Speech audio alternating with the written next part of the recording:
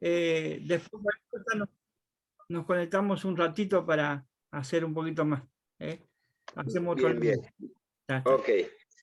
Bueno, hermano Nelson, ¿estás ahí? Aquí estoy.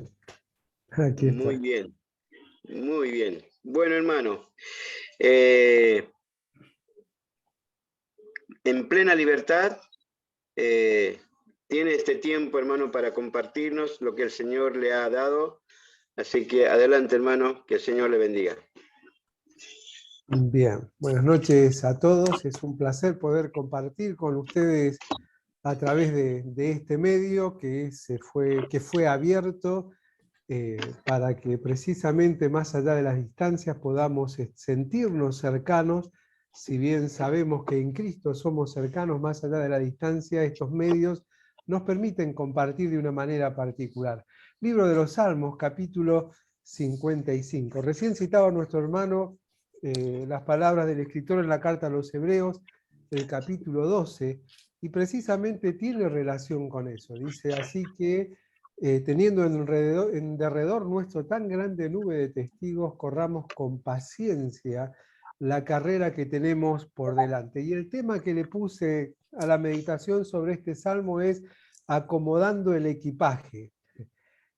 Mientras corremos, mientras avanzamos, ir acomodando equipajes. Y allá en Mendoza había un dicho muy popular cuando se cosechaban los melones. Siempre aquellos que recién comenzaban en la labor querían acomodarlos y los que ya tenían experiencia decían, no, vos ponelos, ¿sí? Se van a ir acomodando solos en el camino.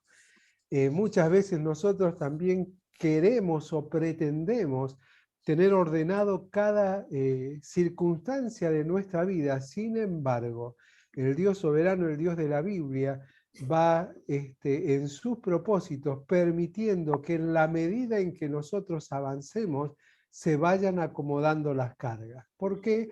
Y porque nosotros podemos suponer cómo vamos a reaccionar ante determinadas circunstancias, pero son solo suposiciones.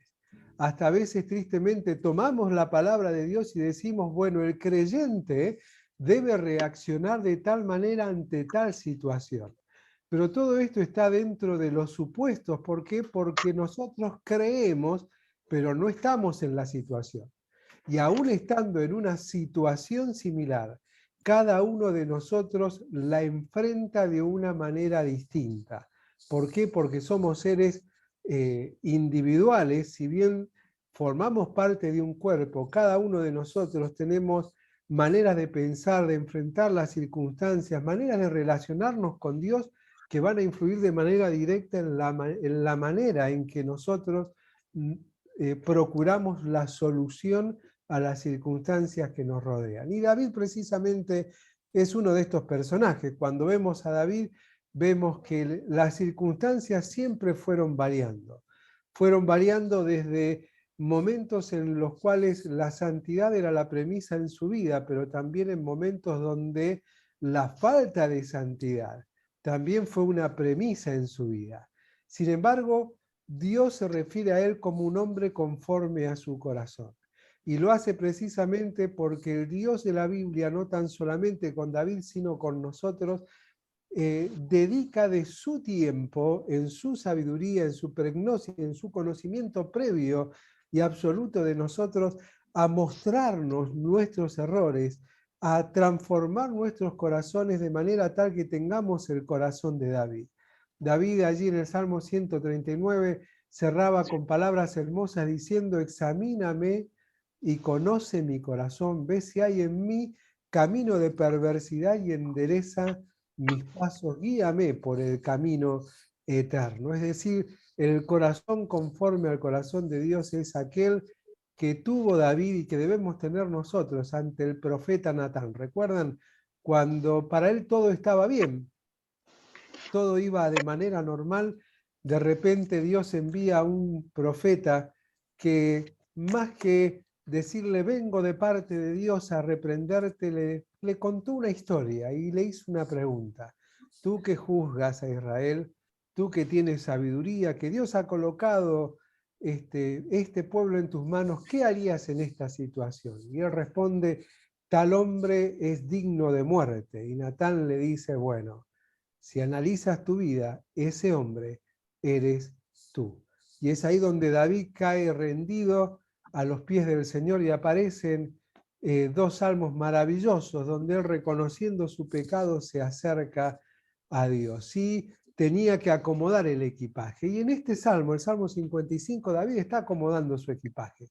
Si nosotros lo leemos, vamos a ver que hay tres puntos, o podemos dividirlos en tres partes muy específicas, pero por sobre todas las cosas vemos que el tiempo que él estaba atravesando no era el mejor, ¿sí? La ciudad estaba llena de comentarios, había muchos que procuraban, inclusive hasta su muerte. Algunos eruditos dicen que este salmo se escribió en los tiempos en que Absalón, su hijo, se había rebelado y quería precisamente usurpar el trono de su padre David, ¿no? Absalón, aquel cuyo nombre significa tu padre es paz, el padre es paz. Y es interesante porque David, lejos de luchar contra Absalón, contra la sublevación, él procura la paz, ¿sí? Procura la paz. Absalón significa eso, tu padre es paz. Sin embargo, Absalón se rodeó de personas como Aitofel, cuyo nombre significa el hermano de la insensatez, ¿sí? El hermano de la locura. Y de hecho, los consejos de Aitofel para él no fueron los mejores, ¿sí? Sino que lejos estuvo de acercarlo a los caminos y principios y preceptos de Dios, no tan solamente para él, sino para con el pueblo de Israel. Y como decía, este salmo podemos dividirlo en tres partes. La primera de ellas vemos la flaqueza de David, esa flaqueza que es el resultado de la angustia que tenía en su espíritu. Y eso nos habla de la condición del que ora. La segunda parte vemos el furor, ¿sí? El furor de David, el furor que él quería que alcanzara inclusive a sus enemigos. Y esto nos habla del clamor del que ora. Pero la última parte habla de fe, ¿sí? Una fe que alienta, una fe que llena de esperanza, y esto nos habla de la confianza del que ora. Tres aspectos que quisiera que compartiéramos brevemente para sacar una enseñanza que nos ayude a que precisamente nuestra comunión con Dios sea una comunión que no solamente nos acerque a Él, sino que sea transformadora para con cada uno de nosotros, porque a veces simplemente oramos a Dios para que Él nos escuche. Déjame decirte que la oración nos ha sido dejada para que aprendamos a escuchar a Dios, para que aprendamos no solamente que Él es el que recibe nuestra lista de supermercado de pedidos, sino que nosotros escuchemos cómo Él en su soberanía permite diversas circunstancias en nuestra vida que son siempre para nuestro bien. Y a veces cómo nos cuesta entender esto. Y del verso 1 al 8 decíamos, habla de la condición del que ora, ¿sí? La flaqueza. Decía, escucha, oh Dios, mi oración y no te escondas de mi súplica. Ahí está hablando ya de cuán triste él se sentía, ¿no? Está atento y respóndeme, clamo en mi oración y me conmuevo a causa de la voz del enemigo, por la opresión del impío, porque sobre mí echaron iniquidad y con furor me persiguen. Mi corazón está dolorido dentro de mí y terrores de muerte sobre mí han caído. Temor y temblor vinieron sobre mí y terror me ha cubierto. Y dije, ¿quién me diese alas como de paloma? Volaría yo y descansaría, ¿no? Qué bueno es poder volar y huir de los problemas y de las circunstancias y estar tranquilos. Pero dice, ciertamente yo iría lejos, moraría en el desierto, me apresuraría a escapar del viento borrascoso, de la tempestad, la angustia del que ora. Cuando nosotros nos acercamos a Dios muchas veces estamos más preocupados en el ceremonial que en el corazón que debemos de tener. En lo que le queremos decir y espiritualizamos algo que Dios lo ha dejado como una herramienta de comunicación sincera a corazón abierto. El sentimiento de angustia que tenía David lo había llevado al desaliento, y él lo que hace es expresarle a Dios que estaba desalentado, que no tenía fuerzas, y precisamente las razones, decirle cómo él se sentía. Muchas veces nosotros inclusive nos perdemos de disfrutar la comunión con Dios por repetir que sabemos que Dios nos oye, sabemos que Dios nos cuida, sabemos que, pero David le dice, Señor, escucha, no te escondas, está atento, contesta. ¿Qué le está diciendo David? Es que a veces siento que no me escuchas. A veces siento que te escondes de mi clamor, que no estás atento. Parece que escuchás a todo el mundo menos a mí, que contestás a todo menos a mí. Él le abre el corazón y le dice con sus palabras cómo se siente. ¿Cuánto hace que no le contás al Señor cómo te sientes en función de tus oraciones? Cuán angustiado estás de sentir a veces que quizás sientes que Él no te oye, aun cuando sabes que lo hace. Y eso te desalienta, te quita el aliento. Y cuando el aliento se quita, la angustia nos invade y el llanto, el dolor comienza a brotar, a veces con lágrimas, a veces sin lágrimas. ¿Vieron cuando un bebé llora, no? ¿Cuál es, o qué es lo que le sucede? Le falta el aliento. ¿Vieron qué hace? Y cuando terminan de llorar, les falta aliento y siguen llorando. Bueno, eso nos pasa. La angustia produce eso, nos quita el aliento de vida, nos impide vivir lo que Dios mismo nos dijo a través de Jesús que Él nos traía, abundancia de vida. Vida, aliento, abundancia de vida, disfrutar. ¿Sí? El respirar, el disfrutar las circunstancias aún en medio de la dificultad. Vieron que cuando alguien está con un ataque de pánico, con alguna dificultad, ¿qué es lo primero que le hacen? Respirar, profundo, relájate, calmate, contá qué es lo que te pasa. De la misma manera debemos hacerlo con Dios. Porque a veces simplemente llegamos a Dios como un ritual, como un ceremonial, hablándole, exponiéndole nuestras cargas, pero no abriéndole nuestro corazón. No diciéndole que a veces me siento desamparado, me siento que no me escucha, que no está atento. Y David le decía, escucha, estoy desalentado, necesito cobrar ánimo, tengo dolor, dice, mi corazón está dolorido dentro de mí. No solamente el desaliento, sino el dolor. Y sabes, hay dos tipos de dolores muy básicos que podemos encontrar y todos sentir. Está el dolor físico, que puede ser resultado de muchas causas, ¿no? Es el dolor fisiológico, es decir, nos puede doler quizás el hígado porque no nos cuidamos en la comida, nos puede doler el dedo. Si miran como me dolió a mí, me martillé el dedo y quedó la secuela ahí, el moretón que no se va. Es un dolor físico, ¿sí? Que tiene una razón, podemos encontrarlo rápidamente, o un médico con algunos análisis puede decirnos por qué nos duele tal cosa.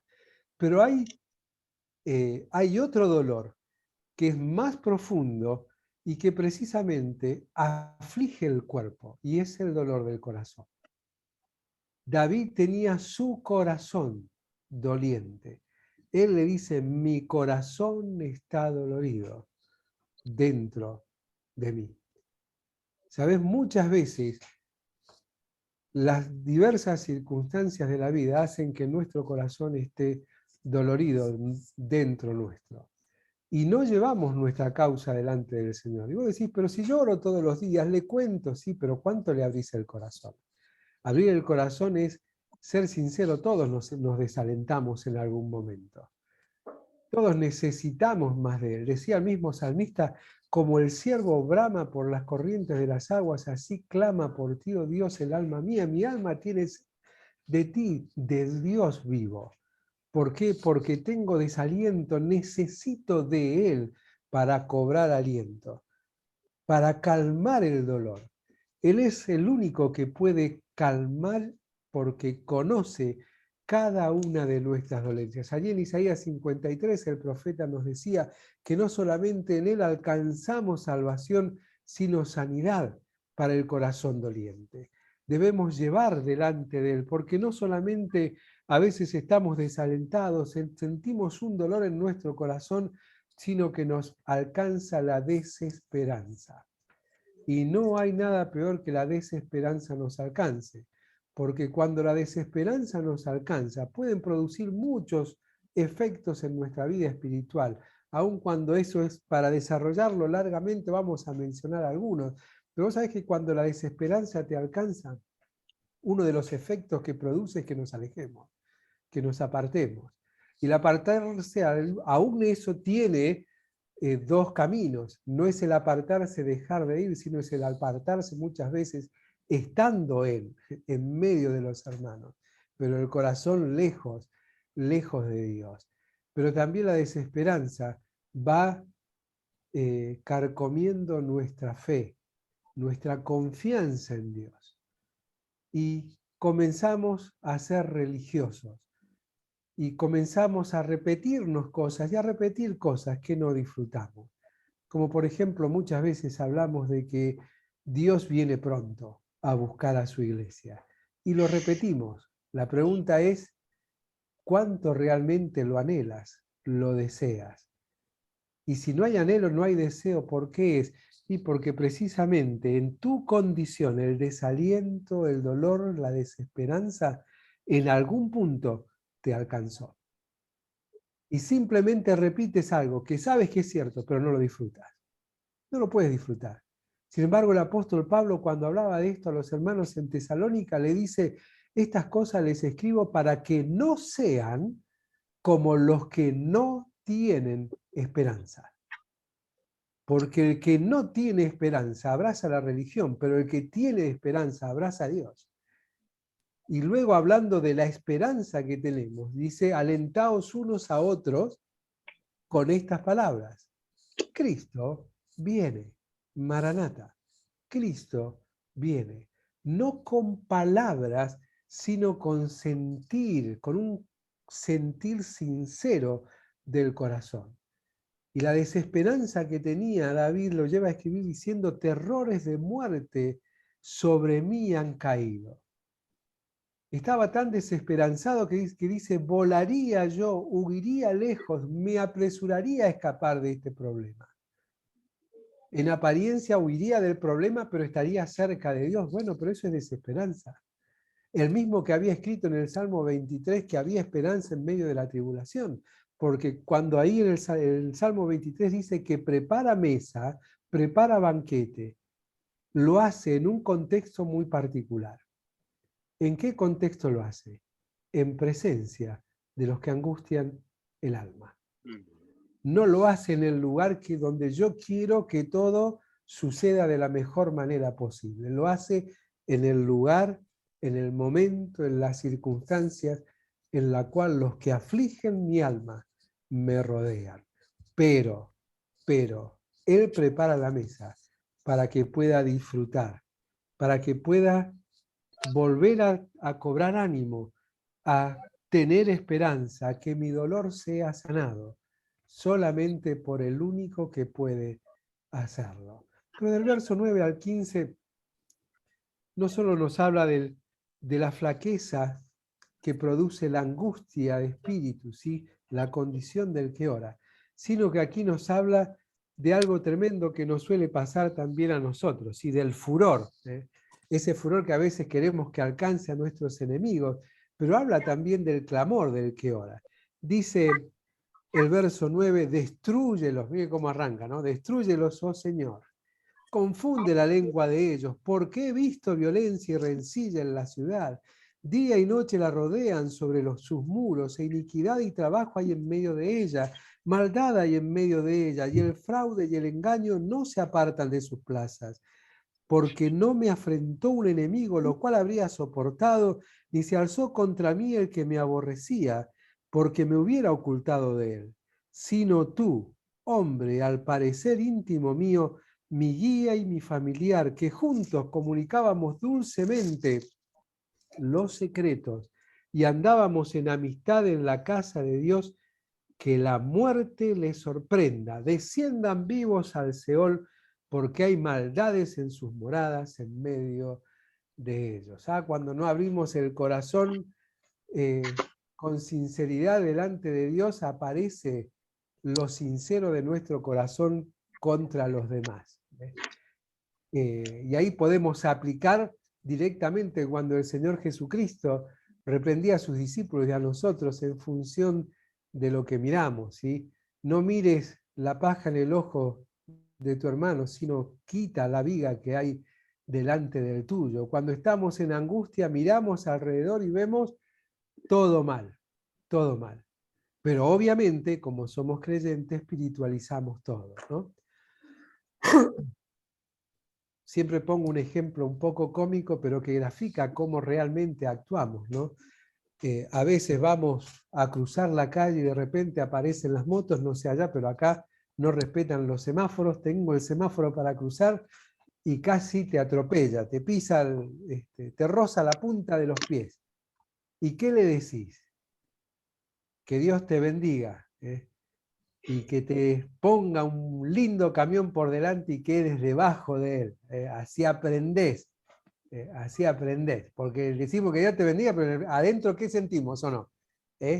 ¿No te pasó nunca lo del camión, lo del auto, lo del poste? Bueno, a veces a mí me pasó, ¿no? Que uno, en el enojo de lo que pasó automáticamente, y sabés, cuando nosotros no estamos bien con el Señor, con nuestro corazón sinceramente abierto delante del Señor, no vamos a ver bien nada ni a nadie. Él decía, yo he visto en la ciudad, yo he escuchado, no me lo contó nadie, yo he visto, y comienza a ver todo lo que pasaba y a quejarse. Y si mirá, y habla de traición, habla de traición David. David habla de traición. Cuando David fue el gran traidor, porque uno de sus valientes, de sus íntimos, fue el que él mandó a matar cuando pecó. Lo dice bien claro allí en la lista, en 2 Samuel, ¿no? Que era cercano a él, sin embargo, él lo envió para que fuese muerto. Pero cuando es contra mí, ¿cómo cambian las cosas, no? ¿Cómo cambian? Es que cuando el corazón está dolido, el corazón está desalentado, cuando el corazón tiene desesperanza, las peticiones en el clamor del que ora no suelen ser las mejores. Y a veces oramos y decimos, Señor, te pido por mi hermano para que lo cambie, para que entienda, para que deje de hacer esto y haga lo otro. La comunión con Dios es personal. Es para que estés dispuesto a que Dios te diga lo que vos tenés que cambiar.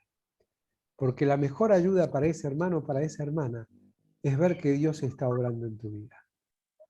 Y cuando vea lo que Dios está obrando, va a comenzar a darse cuenta de que esto no es religión, esto no son palabras, sino que cuando hay un corazón dispuesto, Dios en la Biblia obra. La petición fue destrúyelos, destrúyelos, destrúyelos. No, nuestra petición debe estar centrada en primer lugar hacia nosotros, que nos ayude a destruir esos ídolos internos, esas reacciones, esos pensamientos, esas decisiones que solemos tomar de manera equivocada. No importa cuál sea tu parecer, porque a veces pedimos de acuerdo a nuestro parecer. A mí me parece que si fuese cristiano tendría que hacer esto. Me parece que tendría que haber tomado de tal o cual decisión. El mismo David lo dice, ¿sí? Yo he visto, nadie me lo contó, entonces me parece. Pero el parecer en medio del clamor del que ora debe ser un parecer hacia uno mismo. Señor, me parece que tengo tantas cosas que cambiar. Es verdad que hay conspiración en la calle, como lo dice en el Salmo. Es verdad que hay iniquidad en medio del pueblo. Es verdad, ¿sí? Pero no debemos hacer de esos pareceres un paradigma cultural. ¿Qué es un paradigma? Un modelo, una forma. Vieron que aprendimos cosas de todo tipo, ¿no? y las hacemos así. ¿Por qué? Porque nos las enseñaron así. ¿Quiere decir que eso está bien? No sé, habría que ir a la luz de la palabra de Dios. Pero nos la enseñaron así y la establecemos como que hay que hacerlo precisamente así. Por eso él dice, no me afrentó un enemigo, lo cual hubiese entendido, sino alguien íntimo, alguien cercano. Por eso dicen algunos eruditos que se refería a su hijo, ¿no? A la rebelión de Absalón. Pero no sabemos en qué momento específico se escribió este salmo. Sin embargo, citábamos a cuando él manda asesinar a Urías Eteo. Y Urías Eteo estaba, como decíamos allí, según 2 Samuel capítulo 23, en la lista de los cercanos a David. Y David lo traicionó. Dice Kittner que lo que David estaba describiendo sin saberlo en este pasaje conmovedor era también la esencia de su propia traición. La esencia de su propia traición hacia Urías. Queridos hermanos, tengamos cuidado, porque no son las formas las que debemos guardar, sino los principios de Dios. Y los hermanos no deben agradarme a mí, ni yo debo agradar a los hermanos. Debo enseñarle a mis hermanos que debemos agradar a Dios. Lo dice bien claro el apóstol Pablo allí en Efesios capítulo 1, hablando de Dios Padre, Dios Hijo y Dios Espíritu Santo. En 3 ocasiones lo menciona, es interesante y te invito a leerlo y estudiarlo. Y dice que nosotros hemos sido salvos, ¿para qué? Y lo repite 3 veces, para alabanza de su gloria. Dios Padre diseñó un plan y nos escogió para alabanza de su gloria. Su Hijo vino, murió en una cruz, nos salvó para alabanza de su gloria. El Espíritu Santo nos ha sellado ¿para qué? Para alabanza de su gloria. Nuestro propósito es agradar a Dios, no a los hermanos. Cuando agradamos a Dios, ¿sabes qué? Es muy probable que muchos hermanos no se agraden. ¿Por qué? Y porque quizás ellos no están agradando a Dios. Pero no es importante poner el foco en si ellos están haciendo, no. El foco está en mí, en lo que yo estoy haciendo, en cómo yo estoy acomodando mis propias cargas. Yo tengo una carrera, yo tengo una lucha, yo tengo un camino que andar. Y en ese camino debo procurar atraer, no sacar, no expulsar. Jesús siempre atrajo hacia él y los atrajo aun cuando la cultura los alejaba. En el tiempo de Jesús las mujeres comían aparte, pero cuando aparecía una mujer, y lo podés leer en los evangelios, siempre estaba a los pies de Jesús. Jesús los atraía. ¿Por qué? Porque la cultura, las costumbres, ante el Dios de la Biblia no son nada, porque lo que es importante son los principios, y el principio fundamental es el amor.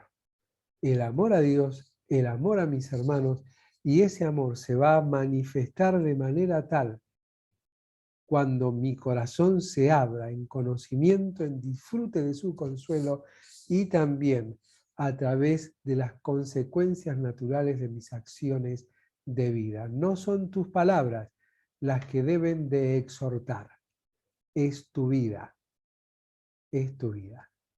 Es por eso que hay muchos que tienen autoridad dentro de las iglesias.